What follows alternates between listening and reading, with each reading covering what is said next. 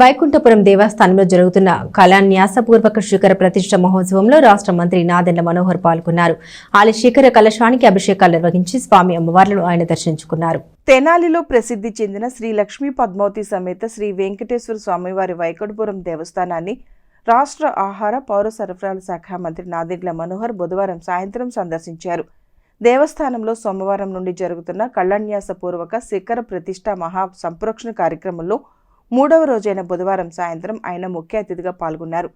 ఉత్సవాల్లో పాల్గొనేందుకు సాయంత్రం ఆలయానికి వచ్చిన మంత్రి నాదెండ్ల మనోహర్కు ఆలయ అధికారులు అర్చకులు ఘన స్వాగతం పలికారు. వేద పండితులు పూర్ణ కుంభంతో స్వాగతం పలికారు.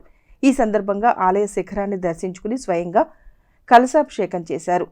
పునర్నిర్మాణ అనంతరం నేటి నుండి గర్భాలయంలో స్వామివారి దర్శనానికి పూర్తి స్థాయిలో అనుమతి ఇవ్వగా మంత్రి మనోహర్ ఆలయంలోకి వెళ్లి స్వామి అమ్మవార్లను దర్శించుకున్నారు.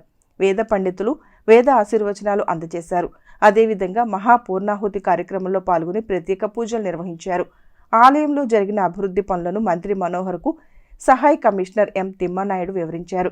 అనంతరం నాదెండ్ల మనోహర్ మీడియాతో మాట్లాడుతూ వైకుంఠవాసిని ఆశీస్సులు ఈ ప్రాంత ప్రజలందరిపై ఎల్లప్పుడూ ఉండాలని ఆకాంక్షించారు. ఎంతో ప్రసిద్ధి చెందిన ఈ క్షేత్రంలో ఇటువంటి ఉత్సవాలు జరగడం సంతోషమని అన్నారు.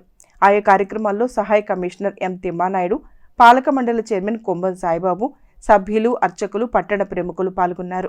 దాదాపు 50 సంవత్సరాల క్రితం తుళ్ళూరు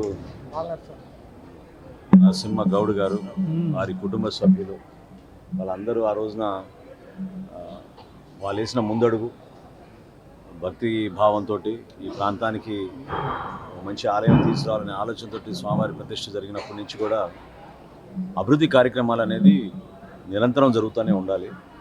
అందులో భాగంగా ఈ విధంగా పూనుకొని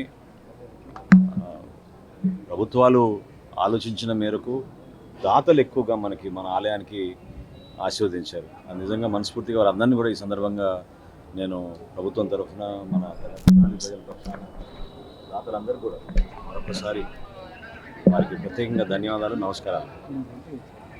కార్యక్రమాలు ఏవి చేసినా కూడా భక్తుల కోసం మరింత మెరుగైన సౌకర్యాలు కల్పించడం, స్వామివారి దర్శనంలో ఎక్కడ కూడా పొరపాట్లు జరగకుండా అందరినీ సమానంగా చూసుకొని ఆ గౌరవం పెంచే విధంగా ఈ కార్యక్రమాలు నిర్వహించాల్సిన బాధ్యత అందరిపైన ఉంటుంది.